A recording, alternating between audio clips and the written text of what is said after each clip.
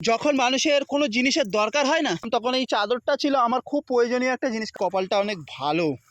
তো যখন মানুষের কোনো জিনিসের দরকার হয় না, তখন সেই দরকারি জিনিসটাকে খুব আগলে রাখে। কিন্তু যখন দরকারটা শেষ হয়ে যায় না, সেই দরকারি জিনিসটা যে কখন তার দরকারে লেগেছিল বা প্রয়োজনে লেগেছিল বা খারাপ সময়ে কাজে দিয়েছিল, সেটাকেই ভুলে যায়।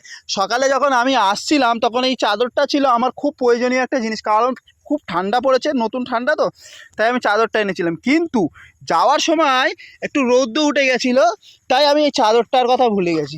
আবার রাস্তার মাঝখান থেকে আমার মনে উঠলো যে আমি চাদরটা ভুলে এসেছি। আর এই চাদরটা ছিল আমার বাড়ির সবথেকে একটা ডেঞ্জার মহিলার। সেটা অন্য কেউ না, আমার বউয়ের চাদর। দিতে চাইছিল না, যে নোংরা হয়ে যাবে, তাও জোর জবরদস্তি নিয়ে আসলাম। আসলে আমি সেই জিনিসটাকেই ভুলে যাচ্ছিলাম। বাড়ি গেলে আজকে যে কী হতো। কপাল ভালো, আমি অর্ধেক রাস্তায় গিয়েছি, আবার রিটার্ন চলে এলাম। তোমাদের শুধু ভিডিও বানানোর জন্য আমি এই জিনিসটা ভুলে গেছি, ঠিক আছে?